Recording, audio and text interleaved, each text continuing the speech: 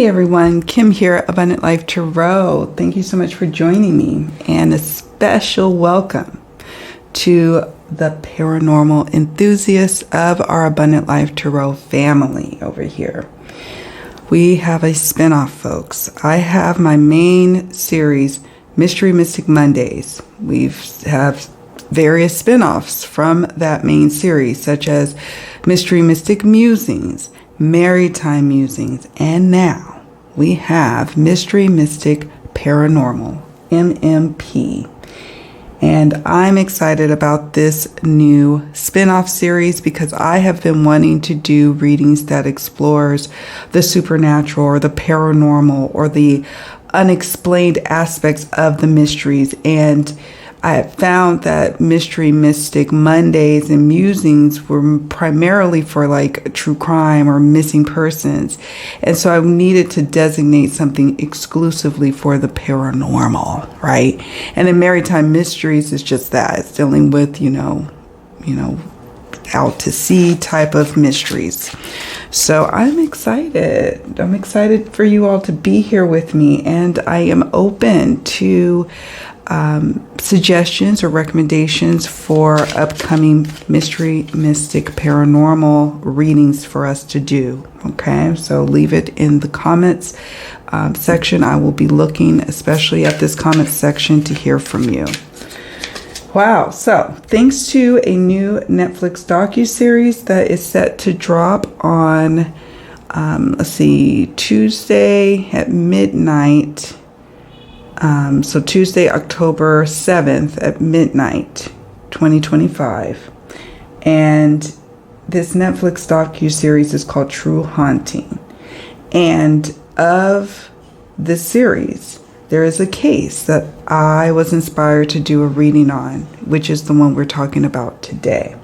Okay, we're going to be diving deep into a chilling case from 1985 that sent shivers down the spines of students at SUNY Geneseo.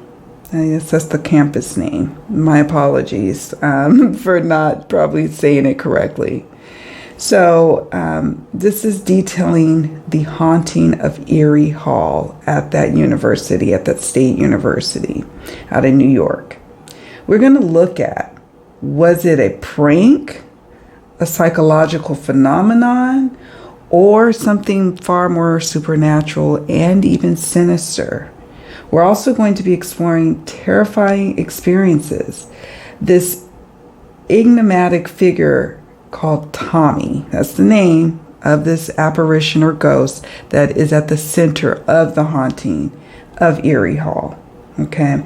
And we're also going to touch on an even curious visit from the legendary Ed and Lorraine Warren, just days before the spectral activity began, that Chris, who was going to be the main subject matter for this haunting part of the docuseries, so check that out. Tommy is the name that was given for this apparition, this ghost.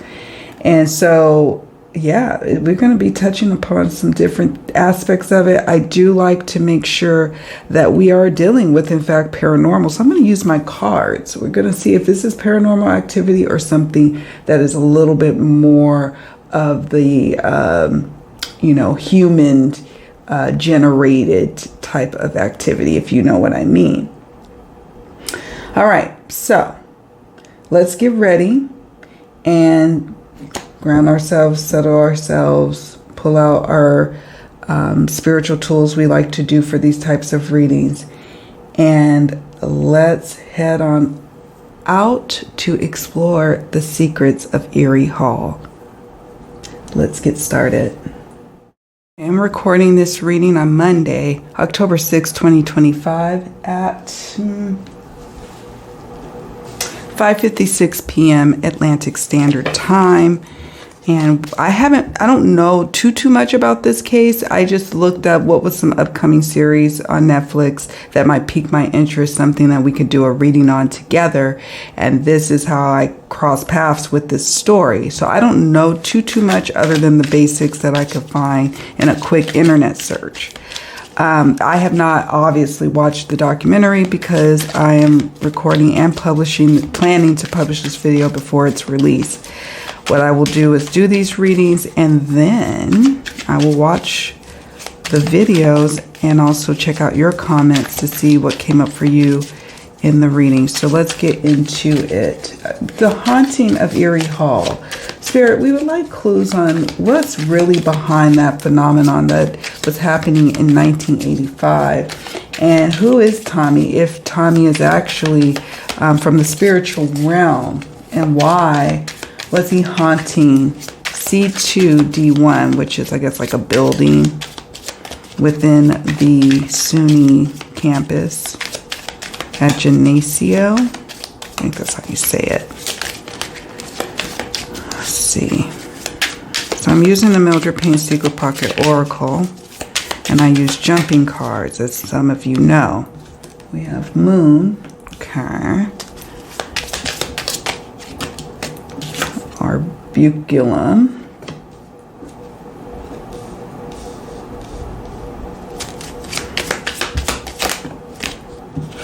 Star.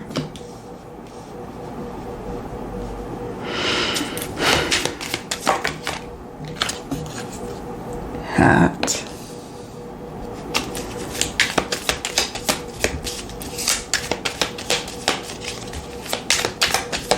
What is there really activity going on? We have girl.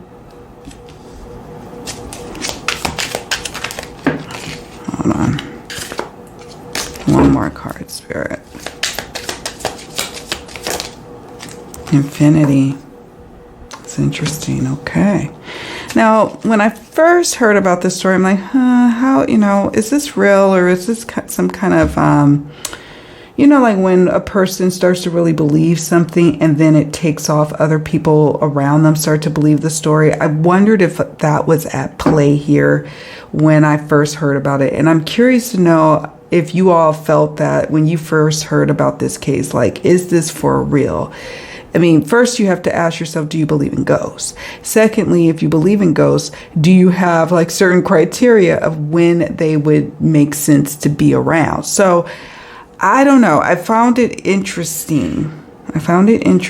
That Ed and Lorraine Warren, the Warrens, the legendary Warrens, had come to visit the campus and even had an exchange with Chris, the main subject of this docuseries, these episodes.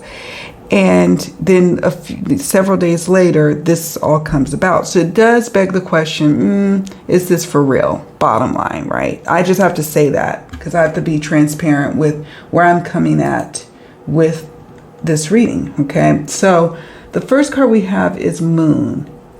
The Moon card is about natural cycles, about what happens in the dark, right?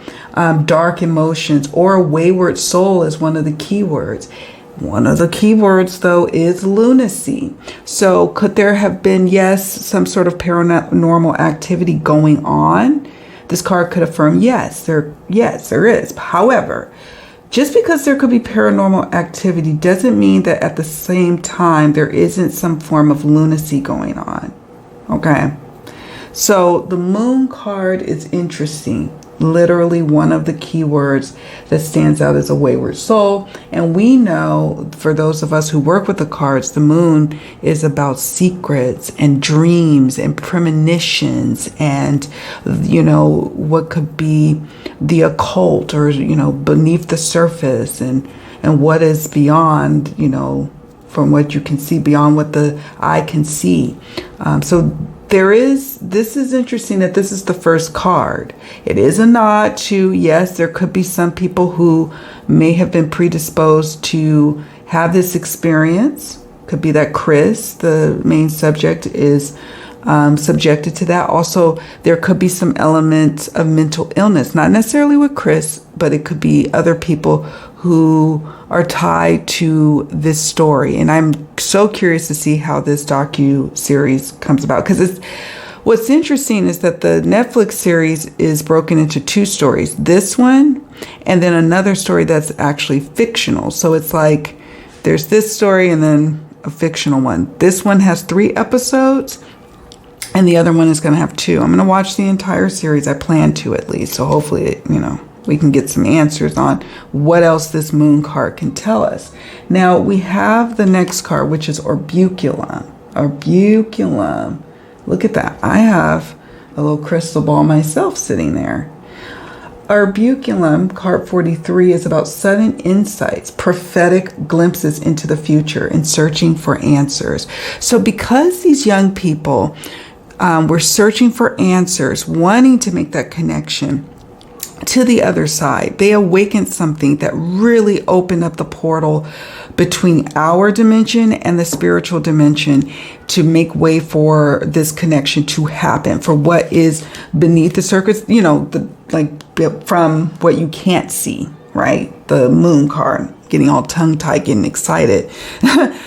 And then wanting to open up that portal we have here with the orbiculum. That's about that wide openness that is needed to receive sudden insights. So this is so far affirming to me, this first row, and we'll get to the star card in a moment, that there is likely some paranormal activity going on. These are cards affirming it. We'll see what these cards advise as well in a moment. But let's talk about card number 67, which is the star.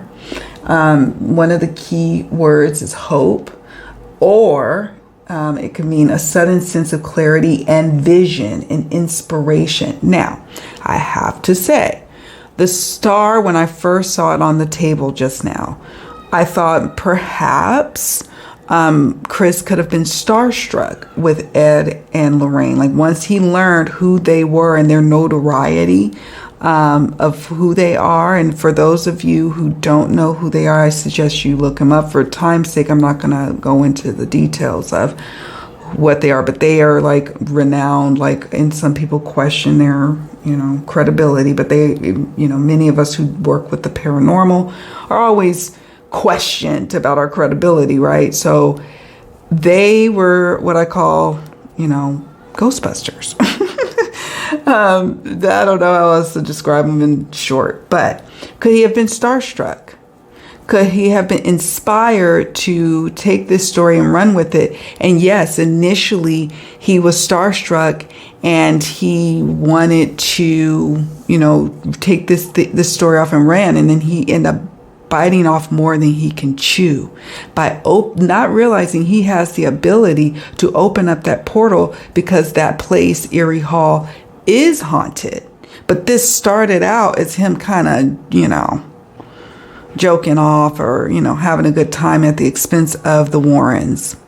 That's what I'm picking up on here. You let me know what you all think. Also, like I mentioned before, the key word is, or the key phrase that stands out to me is a sudden sense of clarity and vision.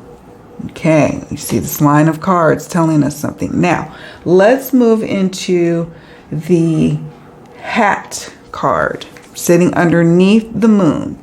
Many of you know when I do these readings, I'm also demonstrating and trying to mentor and guide those who want to do these types of readings, or just do readings in general, to show my reading style of how I read. I like to read across, down, kitty corner, to gain the insights, okay? So, 74, hat. Key meanings associated with this card is self-image or identity, a career choice or role one plays in life, a sign of respect.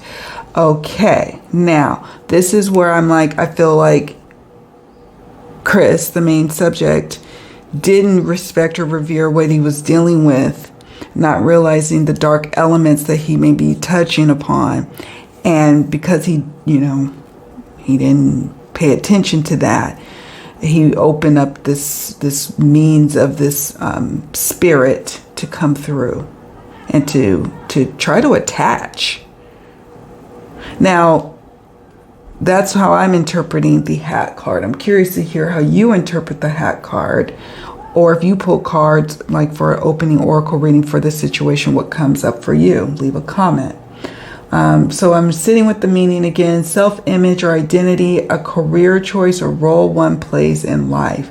And you know what's interesting is that once this happened, from what I can tell, throughout the years, Chris, the subject of the Netflix docuseries TrueHaunting, he ended up talking about this for years, decades to come, from the 80s, the late 80s, probably early 90s, 2000s, and present day. So in a way, he has started to respect the occult, or respect what this all means. Okay. That's how I'm taking it. Let me know what you all think. Number 4. This is the girl card. And it can represent a male or female, presence. But the keywords is what I'm really looking at here. Sure, it could represent another female spirit that is at play, or who really is at the heart of what Chris is seeing. Or it could be that someone, could have been Lorraine even, I don't know, but someone, that was around during this time at that place, at the Erie Hall, a female, was the one who kind of just ushered this in, like, oh, I'll show you. You'll see, Chris, like, this is for real. The girl card has the key meanings: innocence, carefree thoughts, youthful emotions. So when I said male or female, that could mean that these keywords can embody a male or a female. And in this case, I feel like it's embodying Chris, or any of the young people who were college students who dealt with this experience together during 1985. They were innocent. So innocent can tell me that they, for the most part, really believe in what they saw and felt and experienced together and on their own. They are innocent of lying and trying to manipulate us to believe something. Like, they don't have anything to gain from this. Like, some of them don't even want this story to be a part of their, existence. They rather not have dealt with it. Some of them are, proud of it. But nevertheless, it's not like they're gaining, aside from just sharing the story and experience, like money, a lot of money. So there's that. I have to remember that. Girl, youthful emotions. And again, just not necessarily respecting what they were dealing with. I feel like Chris may have been that connection of why this opened wide open. Whereas before, there wasn't really much paranormal, if any, activity going on, because of his carefreeness, his immaturity, and lack of reverence and respect for what the paranormal can do. This is what opened things up for this situation to arise. Now, this is a bonus card, this infinity card, and I'm trying to see. I'm going to sit with it for a minute. Do we have the infinity? I don't know if this one has it. Timeless. The spirit has been haunting, this energy has been haunting. Timeless, infinity, on and on, or will continue to, on and on. So there's this sense of, I know they were saying that Tommy, the apparition, was wearing jeans. Now, if you're thinking about jeans, that was not, it's not Victorian era. Like, clearly jeans would be, 50s, 60s? I don't know how far jeans go, but nevertheless, it would be more of a modern invention. So one would think, oh, well, maybe Tommy died, during that time period way back when, but still kind of in modern times. And that could very well be, but Tommy could be part of a greater paranormal activity experience there. That this has been like not a tunnel, but a portal, and that this school happened to be built there, is what Spirit is trying to say. And that Tommy is just one of many spirits that are there, but that this is timeless, and there's nothing that you really could do to close the portal. You could set intentions to not be so intentional in seeing it and calling for it, but it will always be there. Does that make sense? You all let me know what you think the infinity card means. I'm curious to hear from you. All right, I'm going to pause here and grab another deck. Okay, Okay, sorry for the glare on these cards here. So we're now trying to get some additional insights on this spirit. I do pick up that these cards are trying to demonstrate to us something supernatural or paranormal is going on. We have here Artificial Heart. This is from the Dark Mirror Oracle. I really like this deck because it's got an excellent guidebook. Sacrifice. Wow. I did a little reading, a pre-reading before I turned on the camera, and I shuffled the cards. This card came up, shuffled the cards some more, and now it's back again. So let me show you the cards that we've got. Artificial Heart. We've got Artificial Heart. Sacrifice. Okay. And Colorless Angel. Remember how I was saying that I feel like this is like some kind of portal, that this is timeless, like that this is a void, if you like, not a void, but just this tunnel, it's portal, for lack of a better word, and that it just over as time grows and goes and people die and pass away, and then their spirits of the land, you know, as they move on and they leave their physical body, they become spirits of the land, and this becomes part of this, I don't know, this entity here that we have this with this infinity card. So Artificial Heart, sacrifice, like groups of people who participated or who were sacrificed or who levied sacrifices. Some kind of sacrificial site, I suppose. And then we have Colorless Angel.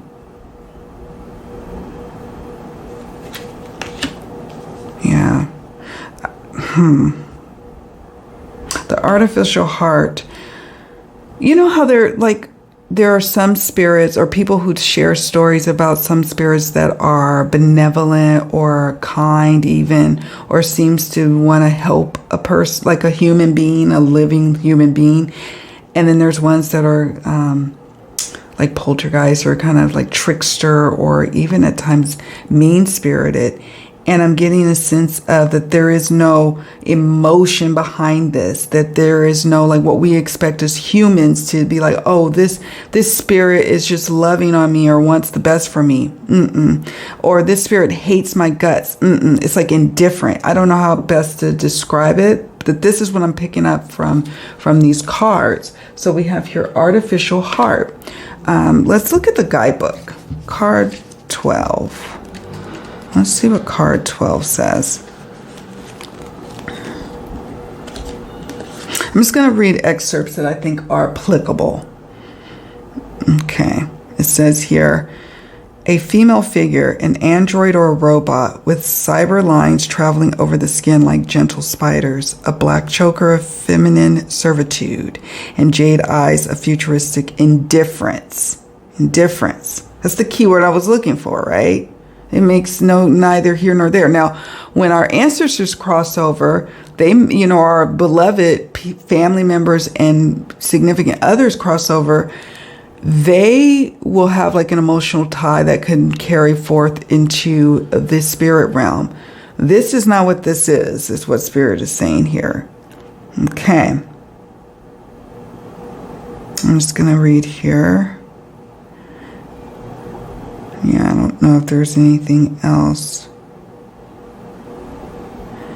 that I need to share. Yeah, stop there. I think what I was supposed to see in the guidebook was that keyword of indifference, because that was what I was speaking on. Next up, we want to talk about the sacrifice card that we were exploring a bit. So the phrases I'm called to share, it says, even if I have to break apart, as long as it serves a purpose. Okay.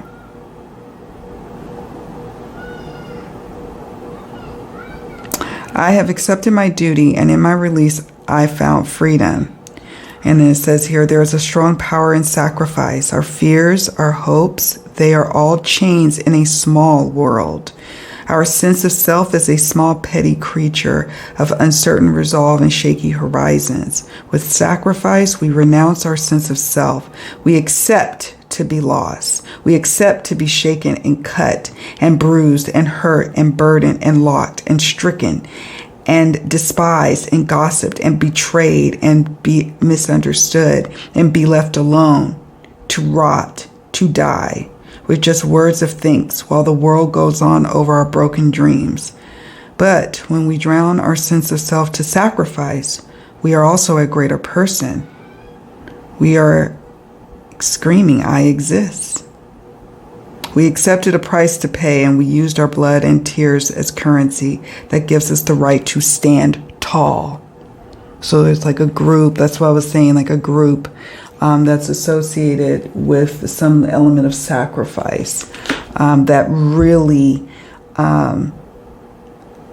is fueling this energy, and sometimes really ramps up the paranormal activity that goes on or that is experienced or felt at Erie Hall. I would be curious, and I'm wondering if the documentary is going to touch on it.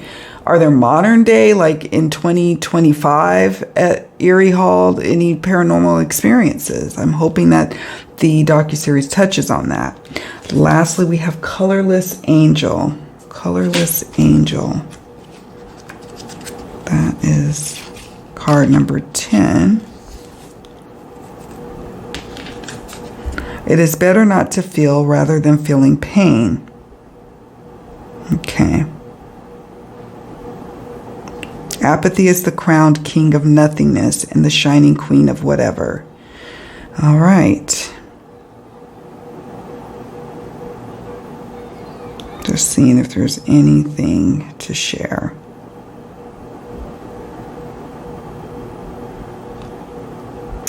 All I can say is that this is, it says colorless angel, and we know that angels are of the spirit realm. And yes, there is paranormal activity here. Some people may question what they are hearing or seeing as it relates to Erie Hall, but what we are seeing is, or what is being experienced is of the spiritual realm.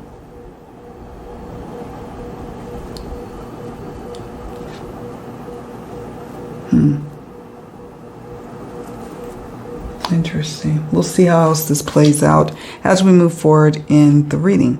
I'm going to just see if there's any other decks I want to work with. But so far, I don't know why my screen is dark. I'm trying to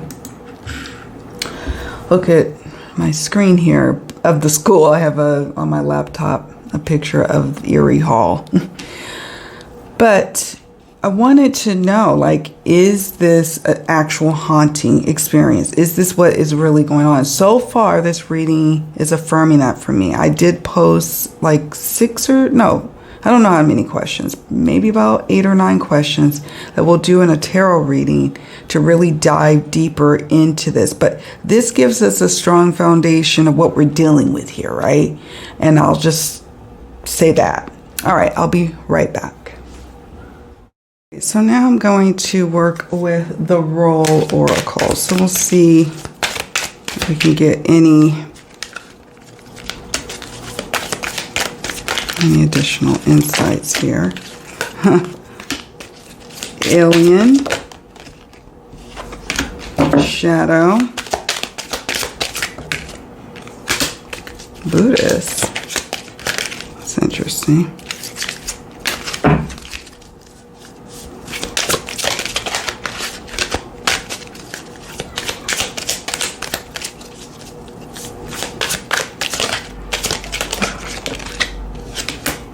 Apothecary. So we have here alien. It says extraterrestrial, otherworldly, unknown, and cosmic. Okay. So what keywords stand out to me from this card is otherworldly and unknown. Okay. So that's what stands out to me, and this is where I'm like, I think it'll be interesting when I do the tarot reading with the oracle is to dive a bit further into who was specifically Tommy out of this otherworldly entity. But this is a part of a bigger, expansive energy. It's not just, one little ghost, if that makes any sense. We have here shadow, the other side, coexist, reverse side. Wow. Okay.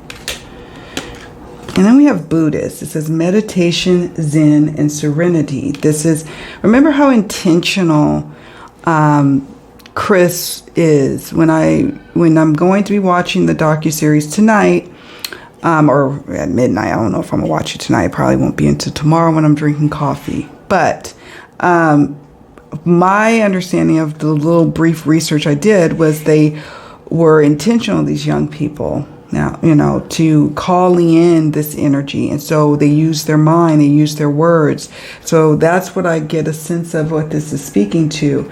You all let me know what you think the Buddhist card is speaking to as well. It could be also like ancient, timeless energy here. And then apothecary, potions, herbs, elixirs, and alchemy. Alchemy, a mix and medley of energies that coalesce together, that come together. That's what I'm picking up on here. So yes, we have Tommy. Yes, he's one extension of this bigger body of a energy that I'm trying, otherworldly energy that I'm trying to call upon here. All right, so that's what I'm picking up on here. I think I'm going to stop here in terms of the opening oracle reading. Now we're going to switch gears and move into the tarot and oracle reading. And like I said, I have, let me see how many questions. Oh, eight questions that we'll be asking, and I will be sure to timestamp them as soon as I can, so that's easy for us to go back and refer to the specific questions in the future. All right. Now I'm going to take a picture of these cards. I'll be back.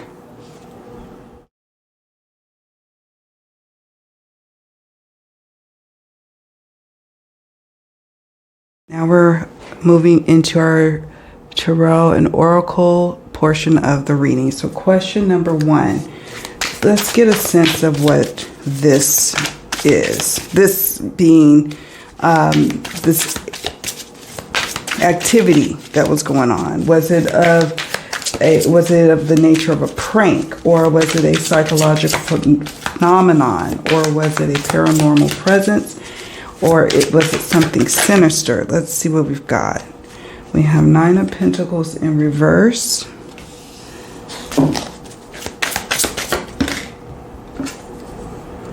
Two of Wands. Paranormal presence. Give me a card for that.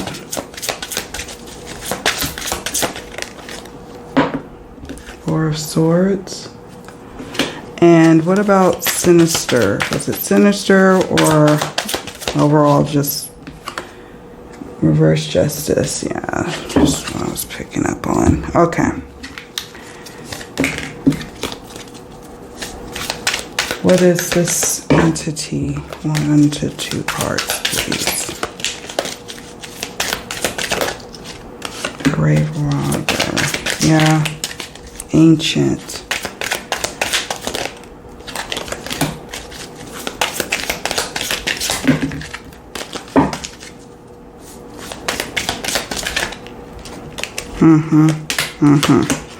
Okay, let me show you all what I'm picking up on here with the tarot and oracle.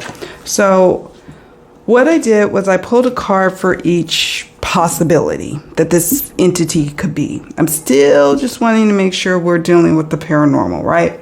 So the first card I got was this a prank? Was this a prank? We've got the 9 of Pentacles in reverse. 9 of Pentacles in reverse would tell me this is a no. Okay, this is a no card in the sense that it's not a prank. If it were a prank, Spirit is telling me that there would be no need to continue to carry this story forth and carry it on and on and on. It could have died when the kids graduated from college. But it has endured and, just persisted, this story. So I'm not picking up a prank. Then I wanted to look at, was this a psychological phenomenon experience that we're having? We have here Two of Wands. There were one or two instances, I would say, that we may see or hear about where someone either lost their mind or began to lose their mind or was under, stress or, maybe not necessarily experiencing full on paranormal experiences. Maybe they were having something else going on. But there were, I guess, a number of students that witnessed or knew about this. And so some of them actually bore witness to the paranormal activity, while others, this could have been not so much that. So there could have been at least two people that we're going to see in the documentary that it could have teetered into a psychological phenomenon. Okay, because Two of Wands is a yes card, and it does do, it gives us a number of people who may very well be entangled or experiencing a psychological phenomenon as it relates to what happened during these spring months. You remember, now I would imagine that if this was occurring between like maybe the last semester or between winter and spring, right before they let out for summer, is when I guess the activity finally ceased, when people stopped having to deal with school, that stress level came down. So it would make sense that there could be some mental stresses going on that heightened this whole phenomenon as well. Now, the next question we have here, is there a paranormal presence? I'm going to look at this here. Now, the Four of Swords for me is what we call a maybe card. Not a full-on yes, not a full-on no, but a maybe. And it's asking me to look at the symbolism, look closely at the symbolism. Is there a paranormal presence? Yes. And the reason being is there's this person laying here on this red, blanket or throw. And on top of them, perched, is what looks like a blackbird, a crow, a raven. You can't see it, but it's right there. That would be something unusual, something you don't expect to happen, something out of the ordinary, not normal, paranormal. And so, yes, at times we are dealing with paranormal phenomenon. And other times we're not. We are also dealing with psychological phenomenon, okay? So there's that. Bit of both.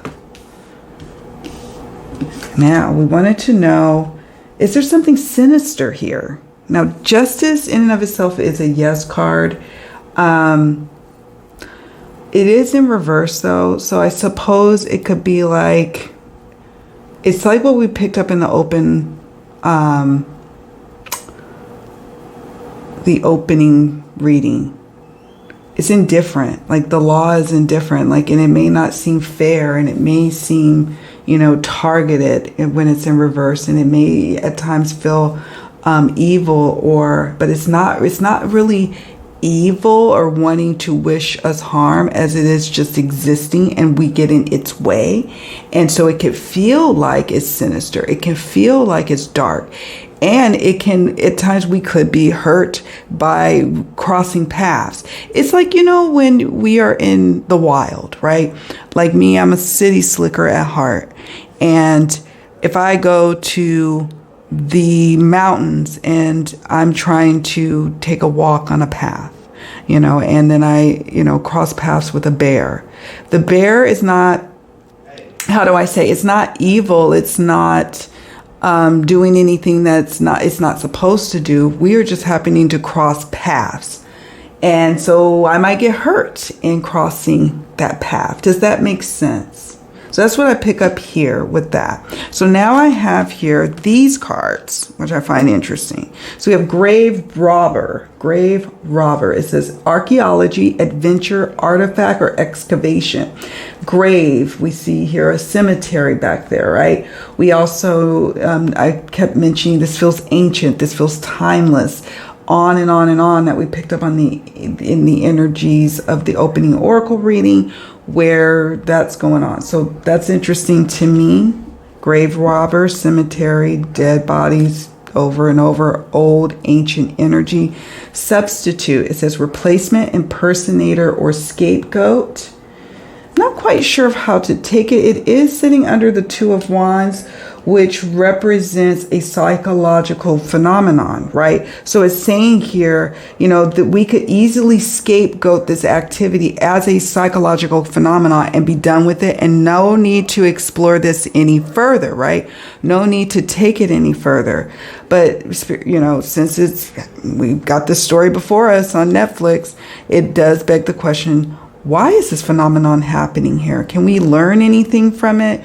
You know, if we learn something from it, can it help us in dealing with the paranormal? Just like when we learn how to be in nature around animals like mountain lions or bears or other creatures, and how do we, you know, best protect ourselves so that, you know, there's minimal lost lives, right, as we cross paths. So that's what we're learning here. Next up, we have primitive human. It says here, ancient, primordial, rustic, or instinct. Ancient. This is, you know, centuries beyond time. I don't even know, like, if I could put a time frame on it. A life, you know, multiple lifetimes.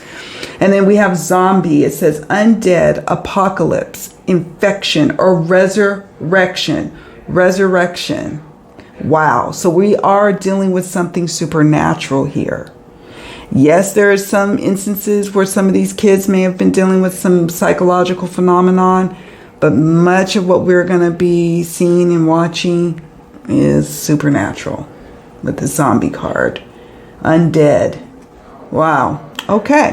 All right. I'm going to pause here and move on to the next question. Question number 2. Ed and Lorraine Warren visited SUNY Geneseo campus 11 days before the first experience happened. Okay, just 11 days.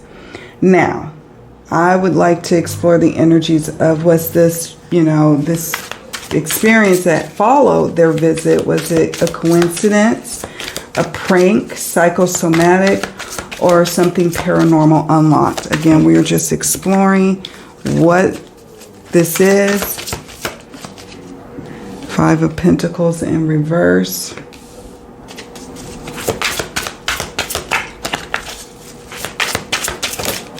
Okay, the Sun.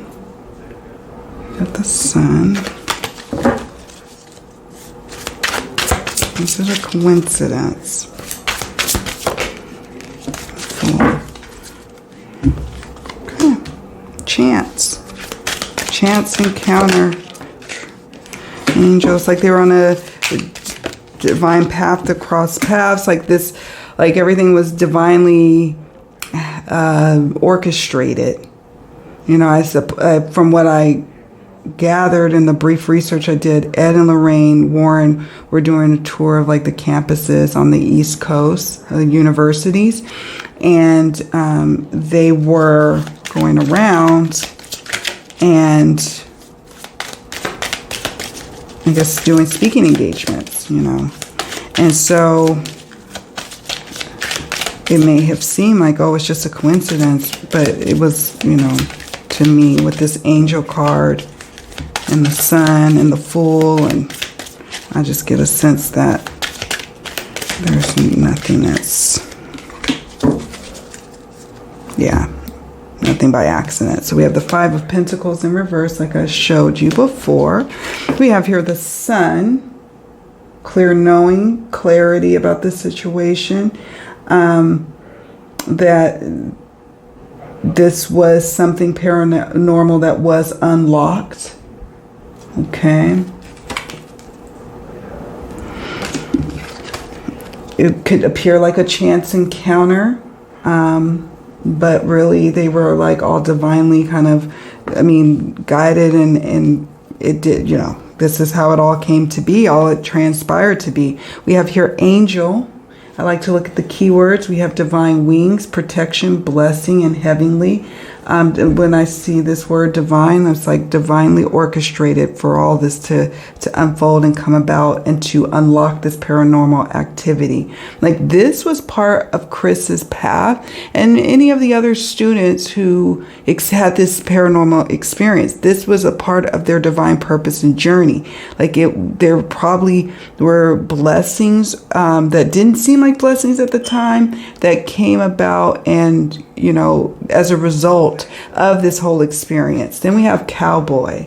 It says frontier, revolver, riding boots, or lasso. All I can say is that with the cowboy card, you know, you're traveling, you're I guess they're kind of in some sense rebels, the Warrens, and so I don't know how else to interpret this other than they were rebels doing what rebels do. I think that Chris was challenging them because he may not have realized that, I don't know what his spiritual background is, but if he didn't believe in like a spiritual, you know, entity before, or if he didn't believe in ghosts and he was kind of making a mockery of it and disrespecting it, it was like this was a part of his journey and we are just simply bearing witness to his story. Like this is his testimony, and through his testimony he is demonstrating that there is portals that can pop up or appear to pop up in the most mundane of spaces, like their college campus, when in fact it has been there for eons. And it's really that we popped up on the scene and are trying to navigate and be in this space, and that we needed to hear this and experience this lesson. We being the public, the viewing public who is reading his memoir or watching the story on Netflix or any other documentaries that have covered this case. And then we have heir. Like heir to the throne. It says succession, legacy, lineage, and descendant. So again, it's just saying that this was like divinely sent. This is something that was like, I don't always believe in destiny per se, but in a sense, if we are to look at anything that's predestined, this would be something that would fall in line of that, right? I don't know. But nevertheless, to sum up our answer, was this a coincidence, a prank, psychosomatic, or something paranormal unlocked? I sense it was something paranormal unlocked, but it was also kind of a part of a predestined plan of these people, of Ed and Lorraine even, of everyone kind of converging into this story. Okay, so that's what I pick up on here. Be right back. Okay, so question number 3. Is the photo authentic? And what about the journal entries? So you can assign yes, no, or maybes to your tarot cards, right? And that's what we're going to do. We're going to pull a card for, is the photo authentic? And then we're going to pull a card about the journal entries that were written. Is the photo real? Now, apparently in the research or the quest for proving or disproving paranormal activity, the college students took photos, and I guess I'm hoping that Netflix will be able to show the photo. I haven't seen it, so I don't know what it looks like, but apparently there's some sort of photo, and I wanted to know if it was authentic or not. So I've got the 9 of Cups, which is a yes card. Okay, it's a yes card. Now, what about the journal entries? Now, they can be authentic, but are they coming from a place of, you know, is it an it's an experience that they're going through, spirit, or is it just, you know, them talking? 9 of Wands, so 9 of Wands and the Tower. Okay. Let's see, photo. Oracle card for the photo, and then trying to get this video done before midnight up into the channel. So so you all can watch this one afterwards. Okay. What about these journal entries? And a card for that. A card for that. If not, we'll just stick with this one oracle, which is fine. We'll see. Hermit. Okay. So, like I mentioned before, this card is a yes card, the Nine of Cups. Now, typically the Nine of Wands is a yes card, that that these are legitimate journal entries capturing all this information. But when I see it in reverse, it could be like there's an element of, yes, it's that person's truth, whoever is writing these journal entries, but they could have been under some sense of duress or really stressed out or pushed to the limit or highly tested. And so the journal entries, although they do paint a story of, paranormal experiences, they're also maybe going to paint a story of high stress or some element of psychological distress. Okay, that's all I'm going to say about that. It doesn't mean that this person is lying. I don't think that at all. I think that it's authentic, but it's more it's like a journal entry of someone who is stressed out, not necessarily seeing things that are there. I don't, I'll just leave it at that. But the photo seems legit. And another thing here, I say that under serious distress is we've got with the journal entries is Nine of Wands in reverse next to the Tower. So, this is about, capturing experiences, journaling, like a diary. But is it rooted in really bearing witness to all these phenomena? Maybe some of it, but mostly this is just like ramblings of a stressed person or a person under major distress. That's what I pick up on. I could be wrong, and I'm happy to be wrong on that. The photo, we have here the Saint card. So when I saw that, it says holiness, virtue, devotion, and miracle. I don't know, when I saw miracle, I saw mirage, but it's a miracle that this was captured, whatever this photographic or video evidence that they have, some kind of film evidence. And with the Saint card, there's some authenticity here. And then we have here Hermit. It says practice, escape from the world, and wisdom. So the journal entries were in a way like helping to support Chris, right? To keep him feeling like he was in, solidarity. And so it served its purpose. But in terms of like, is it rooted and based on really like, what do you call it, supernatural experiences? I'm not picking up on that. But yeah, that's what I got from that. You let me know what you get to question number 3. Question number 4. So we're getting a sense that this is a paranormal presence. So what is his nature and origin? And I'm going to see if I can pinpoint that with the decks that I have and with my intuition. We'll see. Okay, we have here the Magician came up, the World, okay, and the Emperor. All right, so we have that here, Empire, an empire, so an early empire, I suppose. The Magician, some kind of conjuring, magic, ritual work. The World, I don't know. Let's pull some oracle. And time traveler. Wow.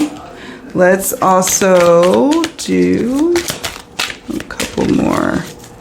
Trying to just get a sense, like it's like long ago civilization. That's what I'm getting a sense of. Dwarf, interesting. And champion, a strong empire of the past. A people that once walked the lands, once were in the forest of where this campus is, or long ago. I don't know what empire was there, before. So we've got that. I'll see if I can pull anything here from the Uncover Your Past Lives Oracle. It's a little round deck. See if we can pull up anything here. because we know, I know that there's Tommy's story. Don't worry, we're going to get to Tommy's part in a bit. So we have here, let me see. Okay, I'll show you that in a moment. What else can you tell us about this nature and origin? Late modern age. Okay. Late modern age. That's interesting. That could speak to, remember the female or the girl card we got in part 1 of this reading? Remember that? And I was like, it feels like a woman of the past, just like far, far past. And then, or it also feels like a modern day woman. It could be Lorraine Warren that unlocked it. I don't know. It just, this world card also, if you ever have seen a picture of Lorraine Warren, I think she is a brunette, and maybe at one point when she was young looks like this, like she brought the two worlds together, and this is what really awakened this particular experience, paranormal activity during this time in 1985, bridging the gap. Like, this was a highly paranormal prone place or space or land, and so she just knew that, and it was like she kind of helped usher that in. But really, this is an ancient civilization even. So we have time traveler. It says here temporal, future, past, time machine. Wow. Okay. Then we have dwarf, strength, mining, solidarity, craftsmanship, underground. Okay, again, that's ancient civilization energy. Champion, this was one time a mighty civilization that practiced these rituals with this magician card that, it could be death rituals or, funeral rituals or ritual rites or passages, part of sacrifice. And this is what kind of just really starts to stir up that energy pot, if you will. Champion, victory, winner, conqueror. That's what it says. An exemplar. And then here, these little round cards we have, it says technological progress, abuse of technology, technological disaster, so some kind of ancient civilization around this landmass. We'll have to do some research about this particular area where the school was built, to see, like, and if this civilization experienced some sort of technological disaster. I don't know. It says here use of technology, and then on the back it gives some clues on further information. It says here they could have ancient roots that stem all the way back from the Middle East. Lesson is walking the middle path. The late modern age, that's why I keep picking up on Lorraine's energy here tied to this whole situation of helping the door to open wide open for Chris and the crew on the college campus, okay? And so we have wife as wife. Okay. And that's Lorraine. Philosophical, material loss, or some sort of trauma for this civilization that opened up this main portal that seems timeless many, many centuries ago. I don't know. We'll have to see. Childbirth, death. Not quite sure what to take of that. Widow or widower. Okay, I think that's all I'm going to take from here. But this is interesting. Basically, what I'm picking up on is it was almost like this was a hub, if you will, for spiritual activity, supernatural activity. And you have a non-believer such as Chris or maybe some of the other students mixing and blending in with a strong believer, Ed and Lorraine, and they having the capability and abilities to unlock certain gifts in the little student population that they were speaking to. And that in turn allowed for this portal to open. But with that being said, it's like this energy that picked up over time. So Tommy's spirit could be something of more of a modern day making, maybe in the 40s or 50s or whenever genes were on the scene, right? But this is even more ancient that he is part of. Okay, I don't know how else to describe it.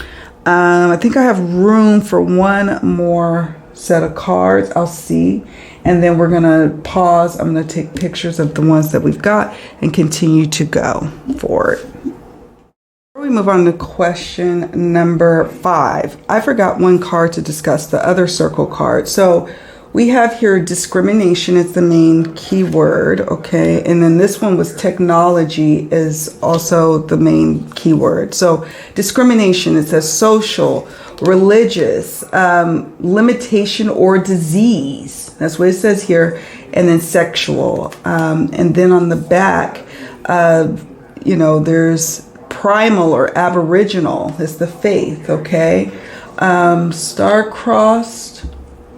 Late Bronze Age. Got to look up the late Bronze Age. I'm going to look up these time periods to see. It's almost like these time periods blending. So it says here, late modern age to the portal of late Bronze Age. I'm going to look that up when we're, done. And I'll put it in a comment, like a pinned comment or in the description box. Okay.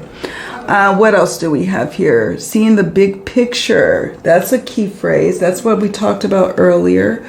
War. This was the cause of many of their death. Like one time they were a powerful empire, and then one day they felt they were faced with death caused by war. It says Baltics or Central Europe. Anything else that stands out here? Okay. But discrimination. That's a key word for this group as well, of what they've experienced in the past or modern day. All right, now let's move on to question number 5. All right, so question number 5 is, what are the energies surrounding Chris? Chris, the main subject, was he being haunted or was something else going on? We have here the lovers. Okay, we see that, we see here 8 of Cups. There's something else going on. Was he being haunted? Yes. Was something else going on? No. And I'm just going to keep that short and sweet. So we have here the lovers, which is a strong yes card to was he being haunted? Was this really a haunting going on as described? Yes. And just so you know, this is a vampire. This is the Bohemian Gothic Tarot. And this woman, she's alive. I don't think she's bitten. She hasn't been bitten. But, we know vampires are unalive. They're unalive. They're deceased. They're not, part of the land of the living. So this would be a strong yes, affirmative card, just in and of itself being the lovers, that he was haunted. There's 2 here, a pairing. And then when I asked, is something else going on? No, but if anything, he could have also been emotionally distressed and just needing an escape. And this ended up being quite the escape for him. But ultimately, this is what we call a negative or a no card to our question. All right, so that's question number 5.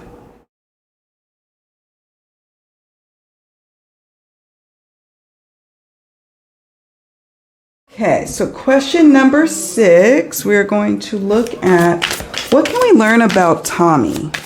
Now, we did pick up that Tommy is some sort of apparition that seems of modern times. 7 of Cups could be... has water elements associated or time periods associated. What I mean by that is Cancer, Pisces, Cancer or Scorpio energy, 7 of Cups. It could be, what else can we pick up on this person? So time periods associated with those astrological signs being key to Tommy's life story. So we know the time periods associated with Cancer is June 21st to July 20th. Then we have like Pisces, which is February 22nd-ish, to March 20th or something like that. Then we have Scorpio. So Scorpio season is October 21st to November 20th. So those time periods being of significance or representing that Tommy's maybe birth month or death month or something of importance related to Tommy. I want to know, is Tommy a more modern ghost of this bigger ghostly energy that we keep picking up on? Yes, no. Let's see what we've got. Five of Wands. Five of Wands. Oh my gosh. Okay. Okay, Spirit's even wanting to give us more clues. Something about of significance during Cancer season, June 21st to July 20th with the High Priestess. So, you know, kind of like that time period being of significance. Has a mysterious woman drawing him. But when I ask the question, is he something else aside from, and then we got to know, like, he's a part of that bigger fold. We have here, look at these different ghosts here, these apparitions, and then we have this one lone person. I think he presented himself in a way that could be something that would look familiar to the college students. For example, wearing jeans, but really part of this larger system, with the Five of Wands being a no card, and then specifically this Five of Wands, the Bohemian Gothic Tarot, having these little apparitions here. You can see through them. They're all here. There's someone watching and bearing witness to, oh, this person stands out to me. He's wearing jeans. But I don't know. And then I guess they couldn't really find or pinpoint a particular person who may have lost their life, or maybe they did. I don't know. Well, it'll be interesting to see how that plays out, about if they did any more research about who is Tommy, right? So I don't know. That's kind of interesting. I wasn't expecting that. Let's see. Anything else about Tommy? I was hoping that it would be like, oh, this is a student, or oh, this is someone who was, you know, someone who is, how do I say, a professor, or belonged to the school somehow. But no, they belong to this larger entity. That's what I'm picking up on here. Look at the, look. Okay, wow.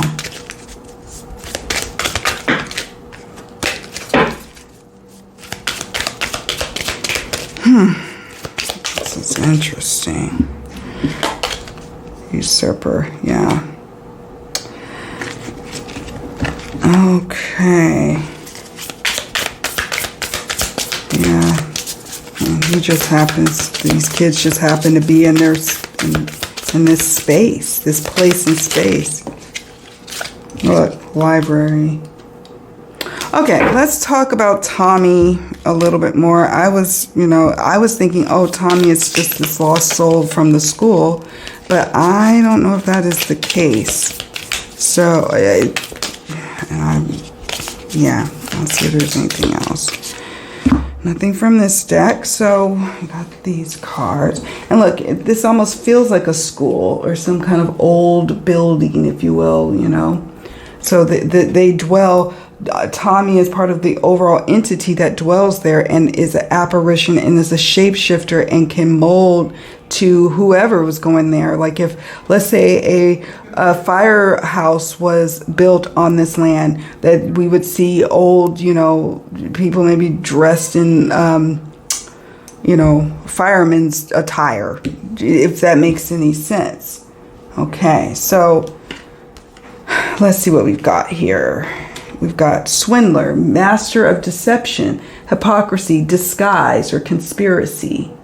Okay, a swindler. Now, some people could say, well, maybe this is part of a game or a master of deception with the kids, the students, and this whole story. But I think it's that, no, Tommy is presenting himself as a student there when really he's just part of the shape shifting that happens with certain spirits that can shape shift to something that is for our eyes to be able to process and see and interpret, or even that our eyes fill in jeans. Maybe they're not really wearing jeans. Does that make sense?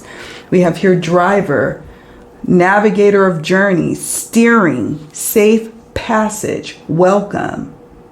Driver. Maybe he was a driver, this Tommy, but it says navigator of journeys. Navigator of journeys. That's interesting. Then we have doctor, healer of ailments, treatment, surgery, diagnosis, and compassion. Maybe he was a doctor. I don't know. Don't know. And then we have here usurper, overthrow, power grab, takeover, or regicide. Do you all know what regicide is? I don't know. I'll have to look that up. But usurper. This is the spirit's land, really, and the students and the school is just temporarily occupying it. And that sometimes it's like, okay, these paths collide, if you will. And then we have ghost. It says spirits, apparition, haunting, paranormal. Part of that paranormal activity. And I mean, it's going to be interesting to see what other readers or psychics or mediums pick up about Tommy. But I'm picking up that it's just an apparition of part of the bigger machine.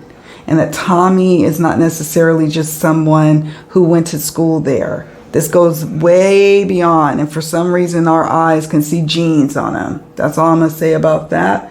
This is more confirmation, too, with this card of the paranormal activity at this site.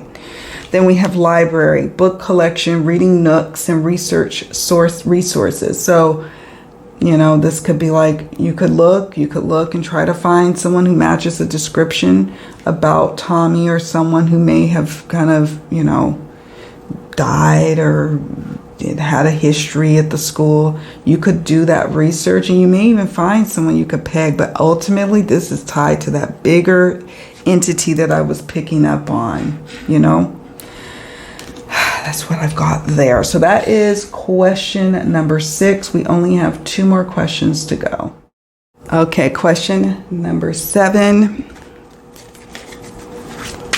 Are there any other ghosts aside from Tommy haunting the lovers? So there's 2 lovers cards in this tarot, and we have the second one. We had it earlier in the first set of tarot questions, and now it's come up again. And so, yes, I would say there's a couple of more main ones that kind of do the bidding of the overall supernatural paranormal body that is attached to this land. The lovers is a strong yes card. It also, when the other lovers came up to a similar question we were asking, was Chris haunted? And we got that lovers card as well. So isn't that interesting?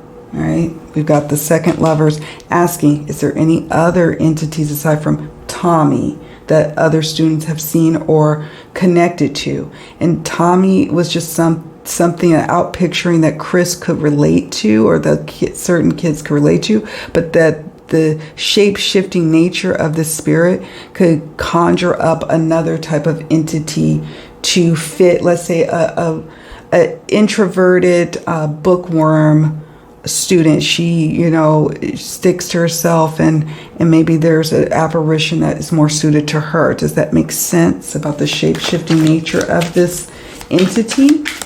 That's what I pick up on here. So that is question number 7.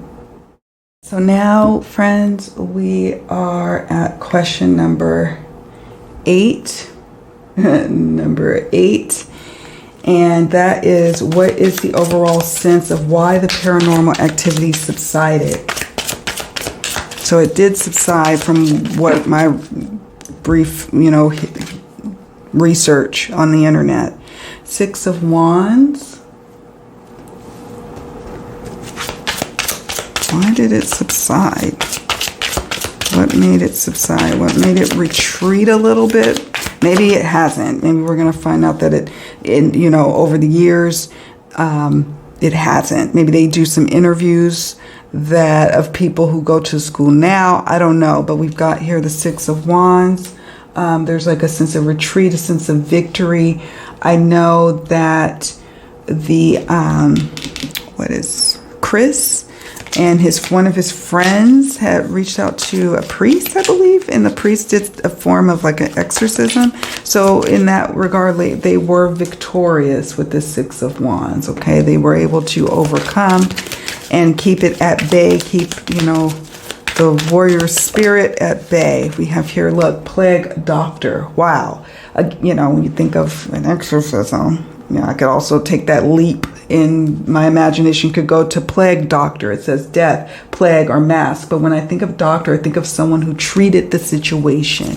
Have they ultimately cured it? Maybe not necessarily, but maybe they treated it, provided some sense of relief. But it's a false, what I will say is this. Just some things can be cured and some things can just be managed. And eventually you have to deal with it again. And that's what I'm getting a sense of with the reverse star card. Okay. And so then let's see what we've got here. Autocrat. Why was it controlled or dealt with? All those things. And my apologies if you hear background noises. I'm recording this in the evening at my house. So my husband tends to forget that I'm recording in this concrete wall. So the sounds bounce. Spirit, anything else you can share with us? Security guard. Okay. All right. So 6 of Wands. So it's really just a temporary treatment. It could very well start up again. Depending on the right circumstances or the right conditions. Similar to how like a hurricane can kick up in the right conditions, so can this phenomenon. So we've talked about here the plague doctor. Now let's talk about this autocrat card. It says tyrant, oppressive, or centralized control. So that's what I get a sense of. Right now they have centralized control of the situation. I don't know if this school periodically does some sort of maintenance of exorcism energy work. Maybe, maybe not. Maybe there's some people who really are into paranormal activity and, students who attend this school are knowledgeable and they do what needs to be done in terms of the spiritual protective work. We have here robot, automation, artificial intelligence, precision, and mechanism. Precision, automation, it's automatic. Like I said, a routine of maintenance, if you will, to keep the spirit world kind of as delineated as possible from the physical realm. Someone on guard. We have here the security guard, patrol keeper, watchman, service provider. So that's what I get. I get a sense that the work that they did back in 1985 or whenever they did this spiritual work with a priest or someone from the church, it started the whole cycle or pattern or routine of being able to try to contain or manage this situation, because you cannot alleviate it. It's not something you can just get rid of. This is here to stay, this entity, this energy. And, it'll be the school that goes first, well before this entity, in terms of if there was anybody to go away, who would it be, right? So that's what I got here, friends. I think that's it. We're going to stop here. I am so curious to hear from you on what you all think of this case. Do you think there's paranormal activity going on? If so, what do you think the nature of it or the origin of it is? I'm going to be looking up and researching those 2 cards we got from the Uncover Your Past Lives Oracle, and just any other cards that stood out to me, like this Doctor card. I'm not quite sure of what it's speaking on. But I can't wait to hear from you, your own interpretations of your cards or the cards that I threw here tonight. Also, you know, if you have any other cases that you want me to explore, do like a divination deep dive, if you will, into it, I'd be happy to do so, provided it makes sense for us to do it, right? Because we got to be also mindful and, you know, use discernment. Not every case warrants us exploring. We could be messing with stuff we ain't got business messing with, right? So there's that. Okay, so do me a favor on your way out, please hit the like button, and don't forget to subscribe to the channel. Every little bit helps. We are steadily growing, and I thank you all for being a part of this journey with me. It is such an honor to do these readings alongside with you. You all take very good care of yourselves. I'll see you around in the next video. Bye for now.